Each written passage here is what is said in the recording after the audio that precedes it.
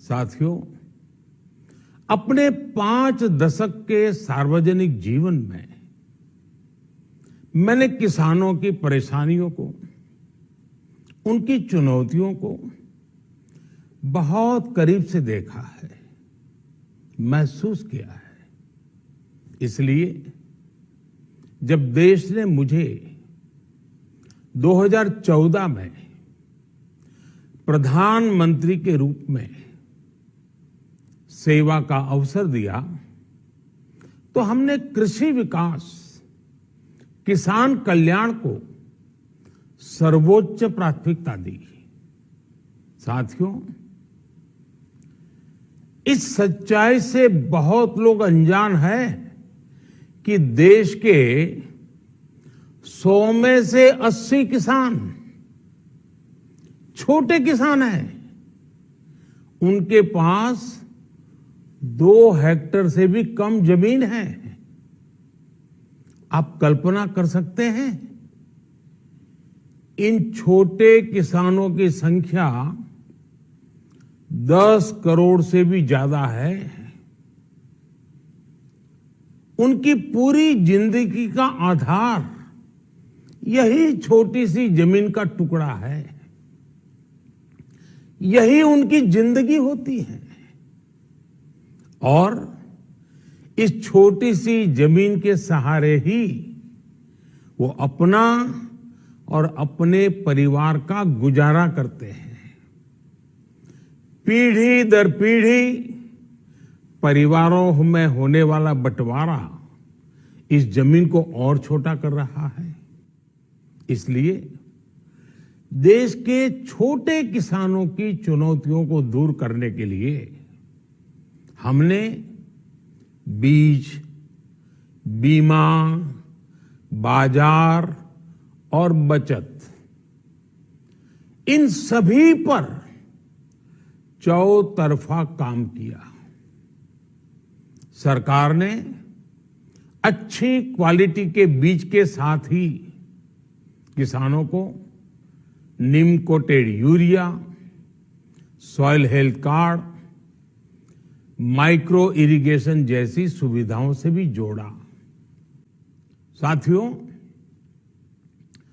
किसानों की स्थिति को सुधारने की इसी महाअभियान में देश में 3 कृषि कानून लाए गए थे। मकसद ये था कि देश के किसानों को, खासकर छोटे किसानों को और ताकत मिले, उन्हें अपनी उपज की सही कीमत और उपज बेचने के लिए ज्यादा से ज्यादा विकल्प मिले। बरसों से ये मांग देश के किसान, देश के कृषि विशेषज्ञ, देश के कृषि अर्थशास्त्री, देश के किसान संगठन लगातार कर रहे थे। पहले भी कई सरकारों ने इस पर मंथन भी किया था।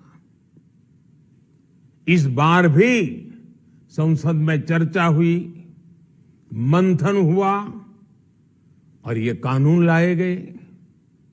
देश के कोने कोने में कोटि कोटि किसानों ने, अनेक किसान संगठनों ने इसका स्वागत किया, समर्थन किया। मैं आज उन सभी का बहुत बहुत आभारी हूं, धन्यवाद करना चाहता हूं। साथियों, हमारी सरकार किसानों के कल्याण के लिए, खासकर छोटे किसानों के कल्याण के लिए, देश के कृषि जगत के हित में, देश के हित में, गांव गरीब के उज्जवल भविष्य के लिए पूरी सत्यनिष्ठा से, किसानों के प्रति पूर्ण समर्पण भाव से, नेक नियत से ये कानून लेकर आई थी।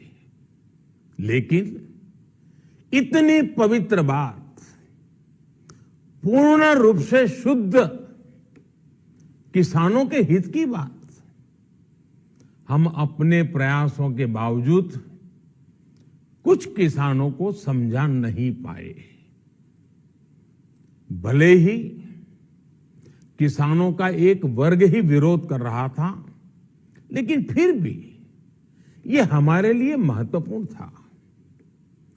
कृषि अर्थशास्त्रियों ने, वैज्ञानिकों ने, प्रगतिशील किसानों ने भी उन्हें कृषि कानूनों के महत्व को समझाने का भरपूर प्रयास भी किया।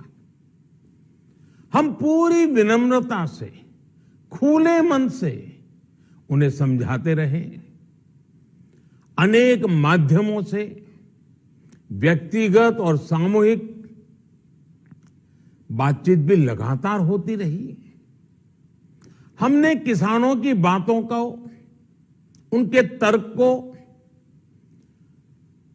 समझने में भी कोई कोर कसर बाकी नहीं छोड़ी।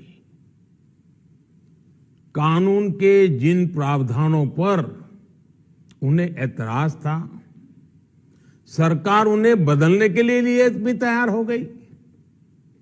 2 साल तक हमने इन कानूनों को सस्पेंड करने का भी प्रस्ताव दिया। इसी दौरान ये विषय माननीय सर्वोच्च न्यायालय के पास भी चला गया।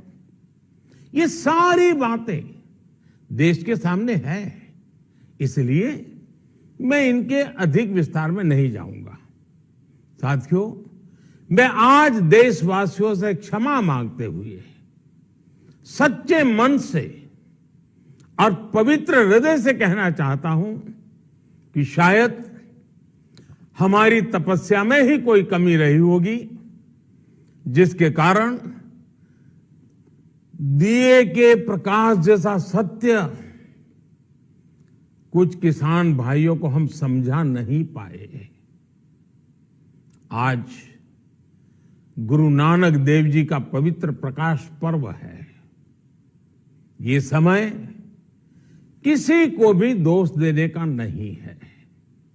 आज मैं आपको, पूरे देश को ये बताने आया हूं कि हमने 3 कृषि कानूनों को वापस लेने का, रिपील करने का निर्णय लिया है।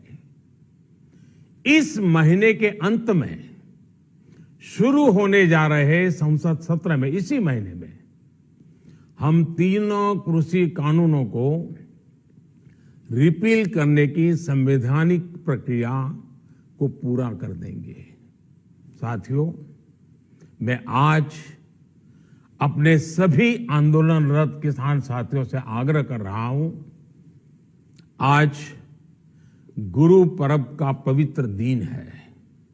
अब आप अपने अपने घर लौटे, अपने खेत में लौटे, अपने परिवार के बीच लौटे। आइए एक नई शुरुआत करते हैं।